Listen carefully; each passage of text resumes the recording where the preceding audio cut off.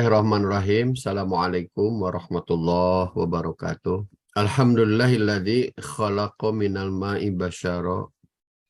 Asyhadu an la ilaha illallah wahdahu la syarikalah. Wa asyhadu anna Muhammadan abduhu wa rasuluh. Arsalahu bil huda wa dinil haqq. Liyuzhirahu ala dini kulli. Arsalahu basyira wa nadhira wa da'iyan ilallah biizni wa sirajam munira. Allahumma sholli wa sallim wa barik ala Muhammadin wa ala alihi wa sahbihi wa man tabi'a bil hudahu ila yaumiddin. Terima kasih Bapak-Bapak atas kesempatan yang diberikan, wabil khusus tentu saya hormati Bapak Direktur PTPN 8 beserta jajaran direksi, kepala bagian dan seluruh keluarga besar. Mohon maaf saya tidak bisa sebut satu persatu ya. Takut saya salah itu karena saya tidak tahu mungkin strukturnya. Jadi pokoknya seluruh keluarga besar di PTPN 8 ini saya aturkan sekali lagi salam hormat dan saya bersyukur dan berterima kasih bisa hadir dan mendapat kesempatan bersilaturahmi dengan hadirin sekalian. Mungkin seperti atau biasanya saya hadir di kesempatan khutbah Jumat ya di PTPN ini, tapi mungkin sekarang dalam media atau dalam momentum yang lain dalam bentuk pengajian subuh ini. Bersyukur alhamdulillah pagi hari ini di udara yang cukup cerah ya, walaupun mungkin pagi ini sudah mulai agak gerah ini panas, sekalipun kita berada di daerah Bandung yang dulu itu terkenal dengan kesejukan dan dinginnya itu. Tapi tentu kita tidak akan melepaskan rasa syukur kita kepada Allah Subhanahu wa Ta'ala.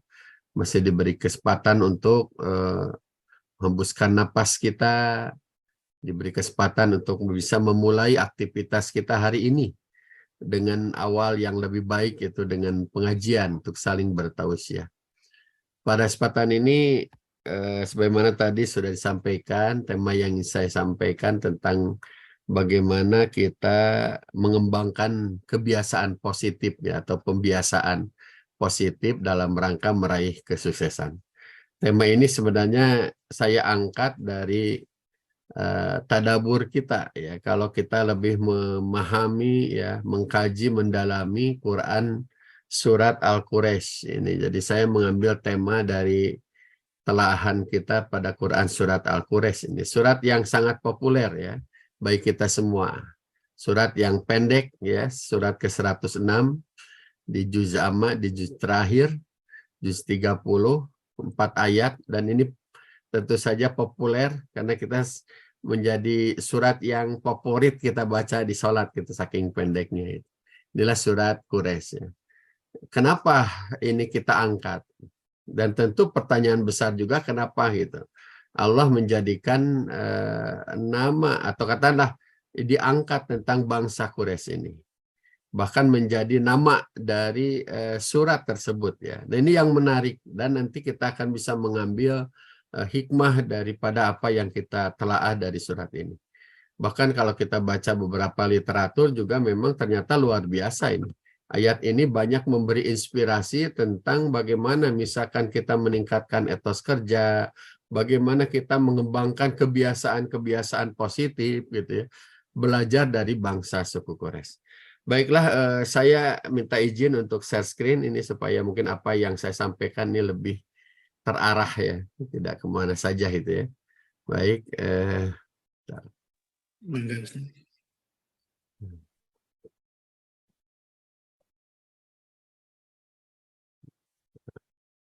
ini sudah muncul ya slide-nya?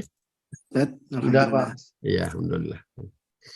Ya, jadi ini yang coba saya ambil temanya dari ini ya, tentang bagaimana pembiasaan positif. Sebenarnya pengajian kita melalui Zoom ini juga salah satu ya dari pembiasaan atau kebiasaan baru ya, pasca kita melewati masa pandemi. Jadi hikmah dari pandemi ini salah satunya adalah pengajian Zoom. Mungkin tidak pernah terpikir sebelumnya ya, bahwa kita bisa mengaji seperti ini gitu. Jadi kalau mengaji lewat media itu umumnya mungkin kita kenal lewat televisi atau radio selama ini. ternyata ada fasilitas lain, ada aplikasi lain yang ternyata ini jauh lebih efektif, lebih mudah dan bisa dijangkau oleh siapapun atau digunakan oleh siapapun. Apalagi di lingkungan pendidikan ya, di sekolah gitu. Jadi sebagai pengganti kegiatan belajar mengajar langsung, ini ternyata efektif juga. Dan ternyata juga digunakan oleh kita semua ya, oleh masjid, oleh semua majelis taklim untuk pengajian-pengajian. Ini luar biasa dampaknya, ternyata ini memberikan katakanlah hikmah yang luar biasa dan pandemi ini. Nah, salah satunya itu dan kebiasaan positif. Nah, jadi kita akan awali ini dengan bagaimana Allah mengangkat suku Quraisy ini. Siapa kaum suku Quraisy? Tentu kita juga sudah paham ya, bahwa suku Quraisy ini merupakan salah satu suku terbesar di Jazirah Arab. Suku ini merupakan salah satu suku yang terhormat, sehingga Allah mengabadikan nama tersebut dalam Al-Quran, yaitu surat Al-Quraisy. Jadi tidak semata-mata Allah ya mengabadikan di dalam, dan itu hanya satu kata itu, atau sekali disebut dalam surat Al-Quraisy tentang bangsa Quraisy ini. Kemudian menjadi nama salah satu surat. Nah, ini Al-Quraisy. Jadi tentu ini ada satu hal yang menarik. Kenapa pertanyaannya gitu? Atau siapa kaum Quraisy sampai Allah memberikan keistimewaan? Nah, kemudian kita baca juga dalam sejarah bahwa suku Quraisy ini dikenal sebagai pelayan yang memenuhi kebutuhan para peziarah haji yang datang ke Mekah pada saat itu. Maaf. Karena memang sebelum kelahiran Rasulullah ya, kita ketahui bahwa Ka'bah itu sudah ada ya, dan itu menjadi pusat ya, pusat dari ziarah orang-orang yang pada saat itu mengenal, bahkan tentu bagi agama tauhid ya yang dibawa Ibrahim dan diajarkan kepada keturunannya, ini mereka sangat menghormati Ka'bah ya. Dan itu menjadi bagian dari sistem ibadah mereka, sehingga banyak yang mereka datang ke Mekah itu karena semata-mata ziarah kepada rumah Allah itu. Nah, suku Quraisy inilah yang merupakan pelayan-pelayannya yang memenuhi kebutuhan para peziarah haji itu, melayani keperluannya, bahkan menyediakan air ya, siqayatul haji kalau dalam surat At-Taubah itu disebutkan. Mereka juga menjaga, mereka melindungi atau katalah menjaga ya kehormatan daripada Ka'bah itu ya. Mereka juga yang punya hak untuk memberi hijab menutupi Ka'bah. Nah, inilah bangsa Quraisy. Nah, kemudian kalau kita telusuri dari sisi nasab juga, Quraisy itu merupakan nama julukan dari Fihr bin Malik. Ini juga mungkin banyak juga beberapa katakanlah pendapat yang berbeda ya.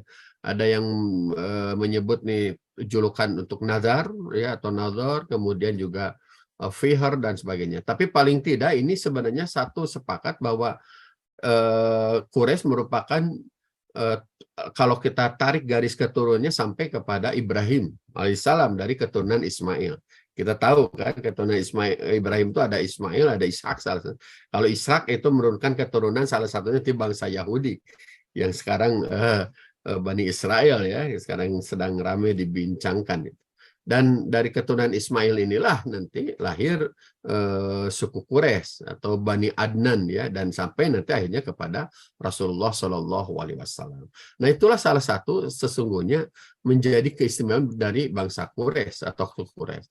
Kemudian kalau kita lihat secara rinci juga ya, pertama keistimewaan mereka itu mereka memiliki kota Mekah sebagai kota yang mempunyai bangunan Ka'bah, sebuah bangunan yang disucikan dan banyak diziarahi banyak orang dari seluruh penjuru dunia. Kemudian keistimewaan berikutnya dimiliki oleh suku Quraisy adalah mereka berhasil menciptakan citra positif selama puluhan tahun. Nanti kita lihat dari ayat yang disebutkan oleh Allah ya. Jadi orang-orang yang datang ke situ itu sebenarnya merasa tentram dan keberadaan mereka selama di daerah Mekah itu gitu ya. Itulah jaminan yang diberikan oleh orang Quraisy, sehingga bangsa Quraisy atau suku Quraisy memiliki citra positif. Jadi citranya dibangun atau dicitrakan ya, bukan penciptaan secara pribadi mereka itu atau bangsa mereka, tapi memang sudah menjadi citra, menjadi semacam branding ya tentang bagaimana perilaku positif yang puluhan tahun itu dilakukan dan itu dikenal oleh orang-orang atau bangsa di sekitarnya. Nah, kemudian kita tahu juga Quraisy terkenal dengan proses dagang dan memiliki mobilitas tinggi. Tak hanya mampu melakukan perdagangan dalam wilayah juga berdagang sampai ke luar negeri. Nanti kita lihat di ayat itu ya, mereka melakukan perjalanan sampai ke negeri Syam di sebelah selatan, kemudian sampai ke negeri Yaman di sebelah utara. Yang dua negeri itu juga adalah penghubung dari katakanlah perjalanan dari perdagangan dunia ya, ke Eropa misalnya dari Syam, atau juga ke Cina, ke Tiongkok dari Yaman. Nah ini, jadi ini mereka kaum Quraisy ini memiliki mobilitas yang tinggi, dan Rasulullah salah satunya juga melakukan perjalanan bersama pamannya sampai ke negeri Syam untuk berdagang. Nah kemudian suku Quraisy juga terkenal dengan kecerdasan, kefasihan, kejeniusan di antara suku lainnya. Pasalnya masyarakat Mekah tadi dari cendekia hingga orang bijak. Jadi sebenarnya di Mekah juga ya, terlepas nanti ada label pada mereka jahiliyah ya, karena jahiliyah tentu dari sisi yang lain ya, dari sisi keyakinan. Tapi sebenarnya kecerdasan mereka itu diakui ya. Dan itulah nanti Rasulullah lahir dari kalangan Quraisy. Sehingga ada hadis yang menyebutkan sesungguhnya Allah telah memilih ya, Ismail menjadi anak Ibrahim, dan dia telah memilih keturunan Kinanah menjadi keturunan Ismail, dan dia telah memilih Quraisy dari keturunan Kinanah, dan dia telah memilih Hashim dari keturunan Quraisy, dan kemudian dia telah memilih aku, kata Rasulullah, dari keturunan Hashim. Jadi Rasulullah bangga dengan asal jati dirinya sebagai bangsa Quraisy, karena memiliki jati diri yang luar biasa ya dari bapak mereka yaitu Ibrahim gitu. Nah inilah bangsa Quraisy, dan sampai Rasulullah sendiri menyebutkan tentang kelebihan dari bangsa Quraisy. Bahkan nanti kita tahu misalkan dalam sebuah hadis yang ini menjadi juga disebut sebagai asbabun nuzul turunnya surat Al-Quraisy ya. Dari Ummu Hani binti Abu Talib, Rasulullah SAW bersabda, Allah memuliakan kaum Quraisy dengan 7 hal. Satu, kata Rasulullah, aku, yaitu Nabi Muhammad, dari kalangan mereka. Kedua, kenabian berada di tengah-tengah mereka. Ketiga, hijabah atau pemeliharaan Ka'bah ada pada mereka, itu bangsa Quraisy. Sikoyah atau pengolahan air jam-jam, penyediaan air jam-jam bagi para ziarah juga dilakukan oleh orang-orang Quraisy. Kemudian Allah menolong mereka dari pasukan gajah. Nah, kita tahu dalam surat Al-Fil ya, surat sebelumnya, itu bagaimana Allah bisa mengusir bahkan menghancurkan pasukan gajah yang dipimpin Abraha yang ingin menghancurkan Ka'bah gitu. Ini salah satunya juga perlindungan yang Allah berikan kepada bangsa Quraisy. Nah kemudian yang keenam, mereka menyembah Allah selama 7 tahun saat tidak ada kaum ya selain mereka yang menyembahnya, dan dikenal itu pada saat, terutama pada saat ketika mau dihancurkan itu ya. Dan itulah mereka di saat orang lain tidak ada yang menyembah Allah, justru orang bangsa Quraisy katanya, kata Rasul, 7 tahun mereka menyembah Allah. Kemudian yang terakhir, yang ketujuh, Allah menurunkan satu surat dalam Al-Quran yang berbicara mengenai mereka. Nah inilah salah satu menjadi kelebihan atau kemuliaan yang diberikan oleh Allah kepada kaum Quraisy. Dan ini kata Rasulullah, ini menjadi juga latar belakang atas nuzul turunnya surat Quraisy. Nah, mari kita lihat sekarang bagaimana isi daripada surat Quraisy ini. Ya kita semua sudah pada hafal ya. A'udzubillahi minasyaitonirrajim. Li'ilafi Quraisyin ilafihim rihlatas syita'i was-shaif falya'budu rabb hadzal bait alladzi at'amahum min ju' wa amanahum min khauf. Nah, jadi ada 4 ayat dalam surat Quraisy ini, dan jumhur ulama sepakat bahwa surat Quraisy ini merupakan surat Makkiyah ya. Ya ini surat yang diturunkan di kota Mekah. Surah ini merupakan surah ke-29 yang turun kepada Rasulullah setelah surat At-Tin dan sebelum surat Al-Qari'ah. Walaupun dalam mushaf itu setelah Al-Fil ya, tapi pada sebenarnya dari sisi turunnya itu setelah surat At-Tin. Hanya ada kaitan isinya dengan surat Al-Fil ya, Lam Taro itu. Sehingga diletakkan di dalam susunan itu setelah Al-Fil ya. Nah kemudian ini tadi dari 4 ayat, 17 kata dan 73 huruf. Nah sebagian dari kalangan mufassir menuturkan bahwa surat Quraisy diturunkan oleh Allah tidak lain bertujuan untuk memberikan peringatan kepada kaum Quraisy atas segala macam nikmat yang telah Allah berikan kepada mereka. Maka hendaklah sepatutnya mereka bersyukur atas nikmat itu. Nikmat rezeki, makanan, dan keamanan yang tergambar jelas pada surat Al-Fil mengenai binasanya pasukan gajah yang hendak menyerang Ka'bah, dan 4 ayat yang terdiri dari 4 ayat 17 kali dan juga. Jadi artinya bahwa dari terkaitan dengan surat Al-Fil sebelumnya juga ini gambaran bagaimana mereka diberikan oleh Allah pertolongan, dibebaskan dari kejahatan atau kezaliman bangsa Habsyi ya, yang dipimpin Abraha ketika menyerang dengan pasukan gajahnya. Dan ini diingatkan kepada mereka ya tentang bagaimana Allah memberikan kenikmatan itu, sehingga ujungnya nanti Allah menginginkan falyabudu rabb hadzal bait. Ini intinya gitu. Jadi bagaimana kelebihan kenikmatan yang diberikan itu harus mengantarkan kepada bagaimana sikap kita untuk beribadah kepada Allah. Nah, kalau kita rinci ya secara khusus ini tentang tentang ayat ini, pertama ya, ini dari mulai ayat pertama atau kalimat pertama, li'ilafi Quraisy, karena kebiasaan orang-orang Quraisy. Nah, orang menyebutkan di situ di situ menunjukkan ada keterkaitan dengan ayat selanjutnya, atau juga sebagai sebuah pengagungan gitu ya, sebagai sebuah hal-hal yang memang membuat kita harus penasaran gitu. Kenapa ini sampai Allah mengangkat kebiasaan orang Quraisy? Jadi disebutkan karena kebiasaan orang-orang Quraisy. Nah, jadi ada faktor kebiasaan ya, yakni bagaimana orang-orang Quraisy mampu membangun kebiasaan, dan tentu nanti adalah kebiasaan positif. Apa kebiasaan mereka? Nanti disebutkan rihlatas syita'i wasaib. Kebiasaan mereka adalah bagaimana mereka suka berniaga, bepergian, memiliki mobilitas yang tinggi. Nah, ini memberikan pesan sebenarnya bagi kita semua bahwa jika kita ingin berjaya, ya, pelajari kebiasaan mereka seperti suksesnya juga Nabi ya. Baca sirah nabawiyah, para imam mujtahid juga punya kebiasaan-kebiasaan dalam ibadah tertentu, tahajud dan sebagainya. Jadi kebiasaan-kebiasaan dari satu bangsa atau satu kaum ini menjadi pelajaran penting, dan pasti ini ada korelasi antara kebiasaan mereka dan kesuksesan yang mereka dapatkan. Nah, bangsa Quraisy memiliki kebiasaan-kebiasaan positif gitu. Dan kebiasaan inilah bahkan menjadi brand ya, menjadi ciri atau cap mereka yang dikenal oleh bangsa-bangsa yang lain. Sehingga bangsa lain itu memberikan penghormatan kepada mereka. Bahkan bangsa yang lain yang datang ke daerah Mekah itu merasa aman gitu dengan adanya perlindungan dari bangsa Quraisy. Dan bangsa Quraisy pun ketika mereka melakukan perjalanan keluar, mereka dihormati, mereka dilindungi, sehingga sukses dia berdagang di 2 tempat gitu ya, bahkan di dua situasi ya, asyita iwasaib. Nah, ini karena kebiasaan. Jadi kebiasaan ini menjadi sesuatu yang luar biasa dalam diri manusia. Harus menjadi kan itu akhirnya menjadi sebuah karakter gitu. Dari kebiasaan positif itu melahirkan karakter, dan karakter itulah yang menjadi kunci dari kesuksesan seseorang. Nah, kemudian tadi bangsa Quraisy. Nah, kenapa Allah menyebut sebagai satu kaum ya, secara khusus tentang kaum Quraisy? Nah, ini jadi ada citra positif yang sudah dibangun ya di kalangan mereka tentang kaum Quraisy. Citra positif ini yang tentu bukan ujuk-ujuk prosesnya, ada proses yang lama mengkristal, yang terbangun ya dari sikap dan perilaku, karakter ya, dari kebiasaan-kebiasaan tadi gitu. Ya, dari pola-pola kehidupan mereka.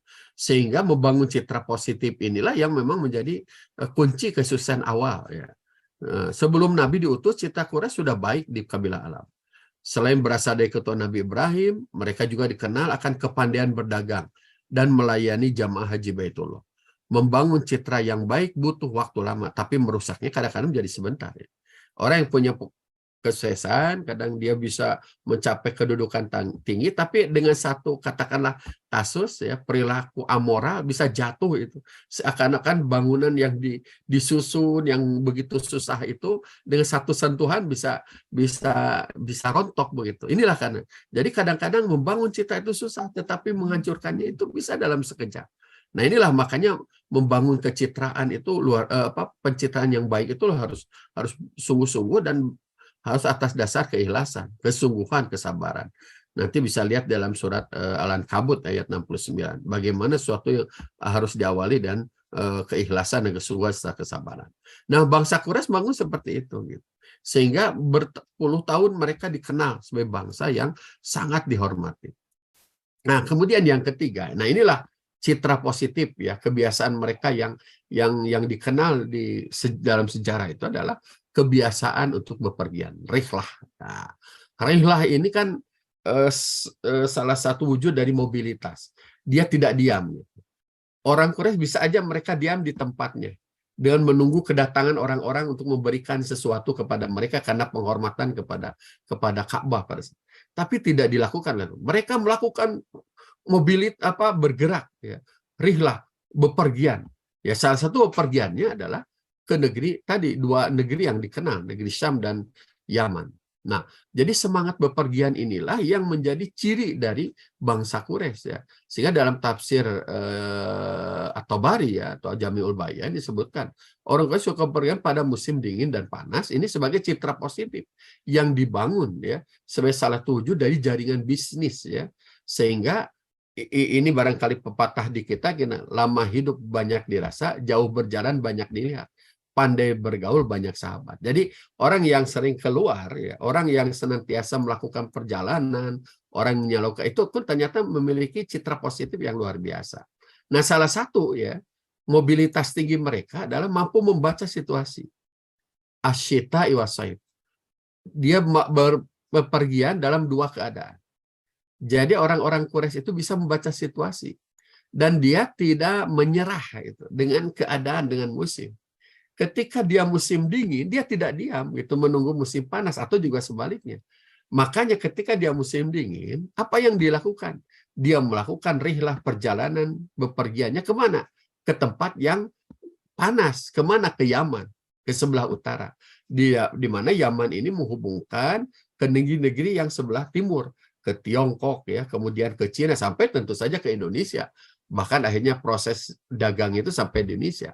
Jadi ketika dingin mereka bergerak ke tempat yang panas. Jadi kemampuan untuk membaca situasi itu. Dia tidak menunggu ya. Kalau kita kan kalau dingin ya udahlah diam saja gitu nunggu panas, atau bisa sebaliknya. Nah, ketika musim panas ya, As-Saib dia bergeraknya kemana? Ke tempat yang dingin, yaitu ke negeri Syam gitu. Yaitu ke sebelah timur, ke sebelah selatan ya. Negeri Syam, yang negeri Syam itu menghubungkan ya jalur perdagangan ke Eropa salah satunya. Nah, jadi kecerdasan membaca situasi. Nah, tidak banyak orang yang mampu merantau karena berbagai kesulitan akan ditemui. Sensitivitas terhadap fenomena alam dan sosial sangat diperlukan. Seperti pada musim dingin, orang Quraisy pergi ke Yaman, musim panas ke Syam. Keilmuan, wawasan, dan kearifan dibutuhkan dalam bermasyarakat. Man alima lughatan qaumin salima an makrihim, katanya. Jadi siapa yang paham bahasa satu kaum, ia selamat dari keburukan mereka. Atau dia paham dengan ada satu kaum, dia bisa selamat. Jadi ini bisa kemampuan membaca situasi. Kita juga begitu. Barangkali ini juga menjadi semacam kunci ya. Sebuah perusahaan bisa bertahan karena bisa membaca situasi, membaca kondisi. Di musim seperti ini misalnya apa yang harus dilakukan. Dalam kondisi yang lain juga harus bagaimana, itu kan. Jadi membaca situasi ini penting dalam kehidupan kita.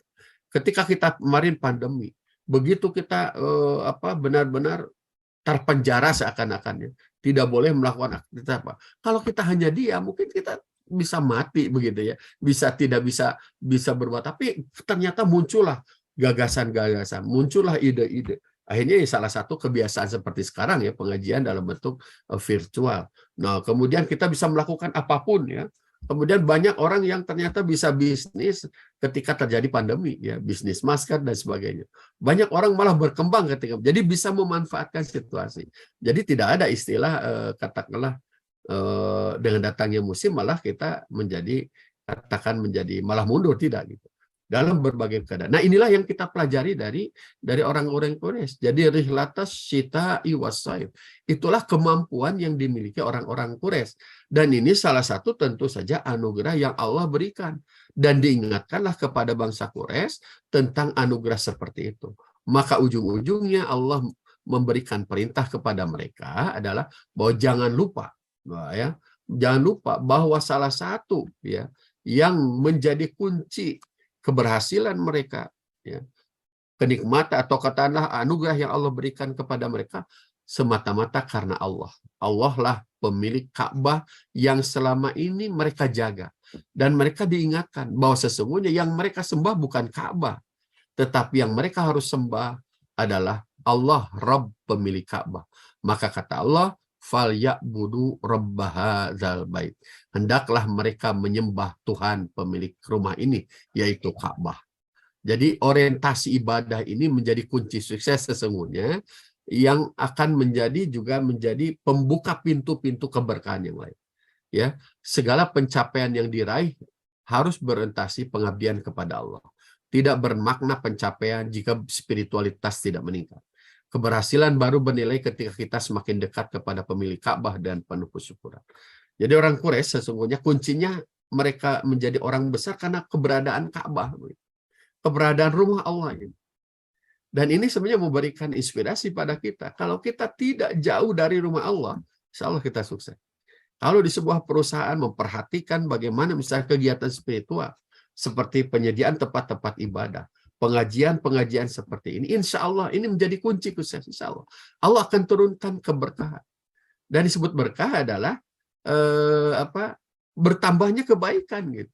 Bagaimana keberkahan itu akan selalu mendatangkan kebaikan gitu. Jadi kan ada orang yang berpikir terbalik. Kalau perusahaan menyediakan tempat sholat, ini kan nanti menyita tempat gitu. Bahkan tempat bisa digunakan secara untuk produktivitas yang lain gitu. Ada perusahaan atau bahkan hotel sangat rugi kalau menyediakan tempat untuk ibadah gitu. Karena setiap ruangan itu sangat memiliki nilai bisnis gitu. Bahkan juga ada kalau misalnya memberikan kesempatan untuk kegiatan ibadah, sepertinya akan mengurangi gitu produktivitas, akan mengganggu kinerja dan sebagainya. Ini kesalahan berpikir gitu pada mereka. Pada sesungguhnya mereka bisa maju, mereka mendapatkan dari Allah.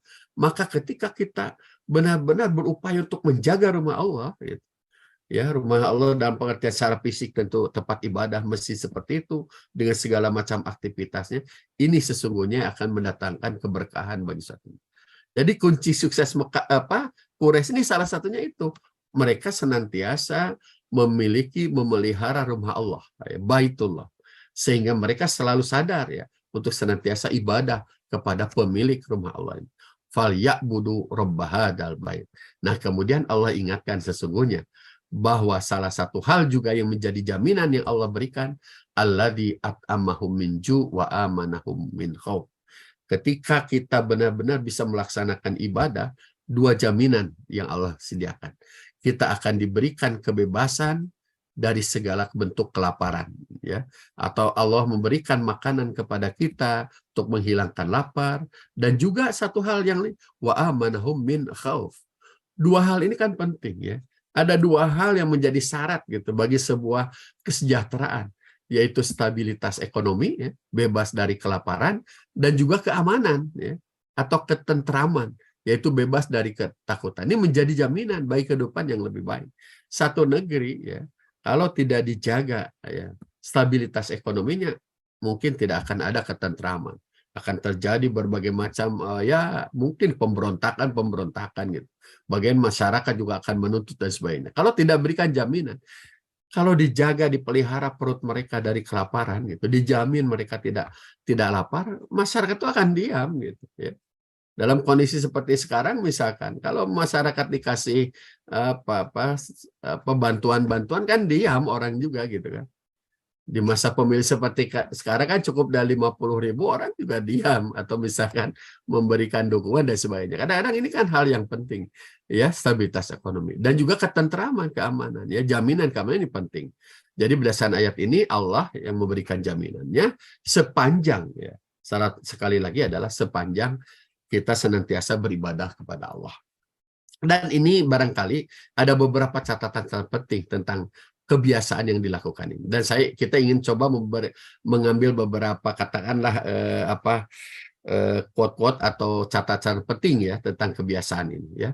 Kata Aristoteles bahwa kebiasaan itu adalah apa yang kita lakukan secara berulang-ulang. Jadi kalau kita melakukan sesuatu berulang-ulang itu jadi kebiasaan, baik itu negatif atau positif gitu. Jadi kalau aktivitas kita yang berulang positif tentu menjadi kebiasaan positif sih sekarang. Kalau orang mengaji terus-menerus, insya Allah kebiasaan positif. Kalau orang misalkan juga melakukan suatu kejelekan secara berulang, itu jadi kebiasaan negatif. Jadi pada dasarnya karakter kita adalah gabungan dari kebiasaan-kebiasaan kita. Kebiasaan adalah faktor yang kuat dalam kehidupan karena kebiasaan bersifat tetap. Dan seringkali merupakan pola yang tidak pernah kita sadari. Jadi ini barangkali ya, tetapi kadang-kadang tidak sadar, tahu-tahu menjadi sebuah karakter. Kebiasaan merupakan persilangan antara pengetahuan, keterampilan, dan keinginan. Ini kata Stephen R. Covey ya. Ini ada penulis, nanti ada buku, saya tidak tahu kekebur atau tidak ya. Bagaimana Stephen R. Covey dia membuat buku ya di tahun 90 dan bestseller itu tentang bagaimana 7 habits ya, 7 kebiasaan untuk membangun kesuksesan gitu ya, atau people efektif ya, orang-orang yang memiliki efektivitas hidupnya itu ya. Nah, itu dari kebiasaan. Kata Stephen R. Covey juga taburlah gagasan, petiklah perbuatan. Jadi dari gagasan lahir perbuatan. Ya. Taburlah perbuatan, petiklah kebiasaan. Taburlah kebiasaan, petiklah karakter. Taburlah karakter, petiklah takdir. Itu kata Stephen R. Covey. Sehingga dalam bukunya inilah gitu ya, nanti akan dilihat bagaimana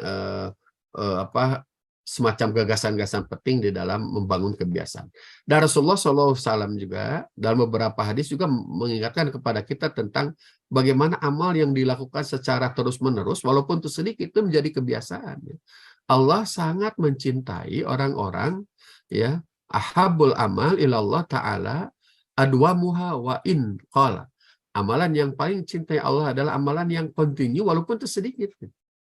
Aisyah pun ketika melakukan suatu amal selalu beringinan keras untuk merutinkan. Jadi amal itu tidak harus gede, tidak harus besar. Menyumbang itu tidak harus sampai miliaran sekaligus. Gitu. Tidak. Sedikit demi sedikit tapi kontinu. Gitu. Kita beramal sedikit demi sedikit tapi kontinu. Seperti pengajian ini kontinu. Ya. Walaupun beberapa menit kita langsung kontinu. Gitu. Ini Allah sangat cintai dibandingkan melakukan satu amalan besar tapi sekali gitu kemudian berhenti. Nah, kemudian dalam hadis yang lain sebutkan, ya Yohanes hudu minal a'mali ma tutiqun. Wa inna Allah la ya'malu hatta tamalu wa inna ahabbal amal ilallah ma damma wa inna fal. Kata Allah, kata Rasulullah, wahai sekalian manusia, kerjakanlah amalan sesuai dengan kemampuan kita. Sesungguhnya Allah tidak pernah bosan, ya, sampai kita yang bosan. Dan semua amalan yang pencipta Allah adalah yang dikerjakan secara kontinu, terus-menerus, walaupun itu amalan yang sedikit.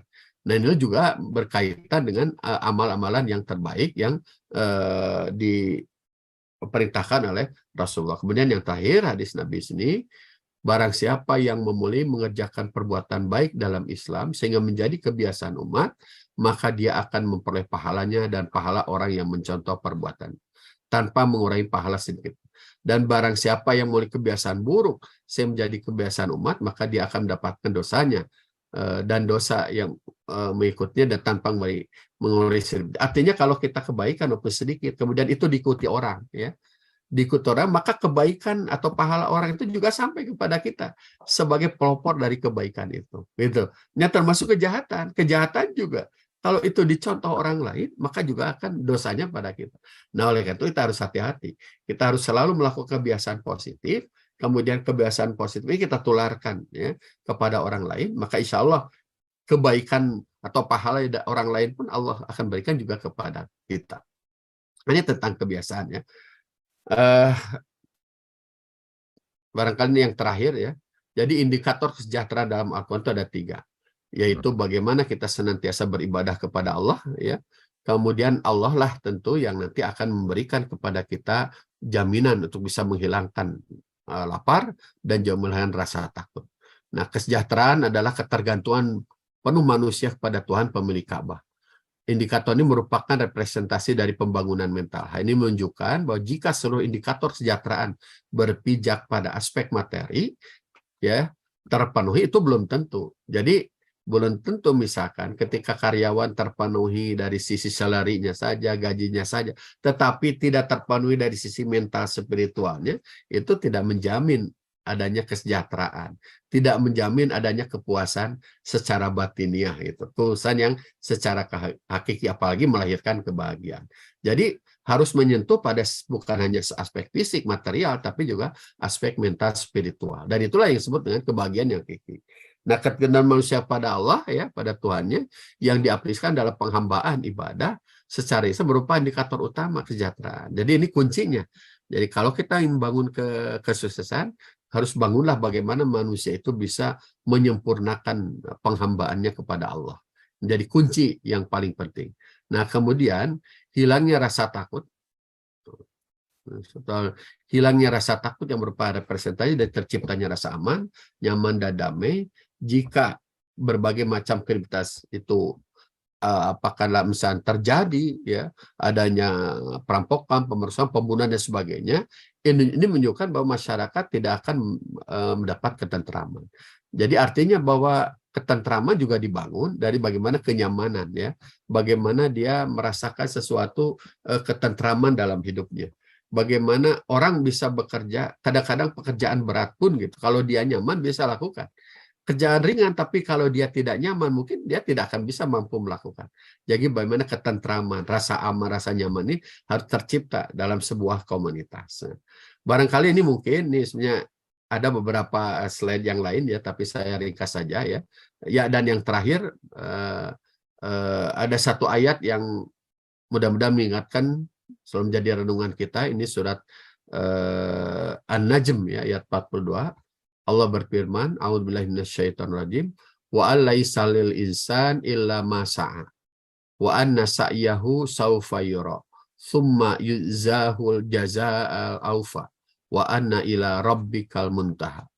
Bahwa manusia hanya memperoleh apa yang telah diusahakannya, bahwa sesungguhnya usahanya itu kelak akan diperlihatkan kepadanya, kemudian dia akan diberi balasan atas amalan itu dengan balasan yang paling sempurna, bahwa sesungguhnya kepada Tuhan mula kesudahan segala sesuatu.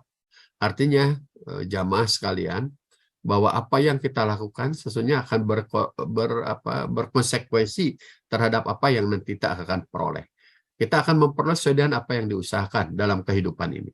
Dalam kehidupan dunia kita berbuat kebaikan, maka di akhirat juga akan kita mendapatkan kebaikan. Dan dalam kehidupan dunia juga kita berbuat amal, di dunia juga kita akan mendapatkan kebaikan-kebaikan sesuai dengan amal yang kita lakukan. Seorang pekerja yang tentu misalkan bekerja dengan rajin dan terampil dan yang sesuai dengan yang diharapkan, tentu dia akan mendapatkan ya katakanlah penilaian ya, penghargaan yang setimpal, bahkan boleh jadi mungkin lebih begitu. Reward gitu ya, penghargaan pada itu sesuai dengan apa yang dilakukannya. Jadi semua amal kita itu akan berkorelasi dengan apa yang nanti kita akan dapatkan. Apalagi tentu saja dalam secara umum kita berbuat dalam kehidupan dunia akan mendapatkan balasan nanti di akhirat. Semua amal kita akan tercatat dan tentu nanti Allah akan memberikan penghisaban terhadap amal kita.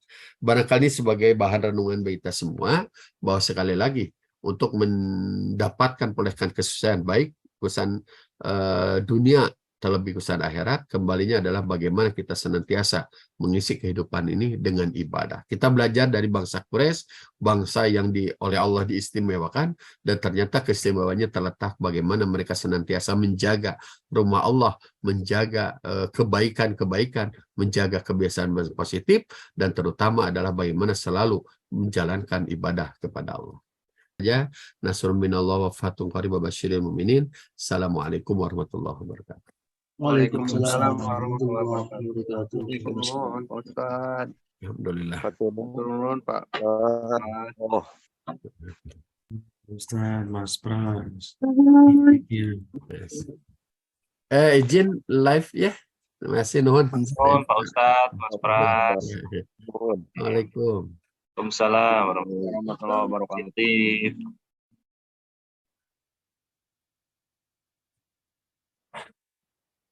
izin li, hatur nuhun sedayana.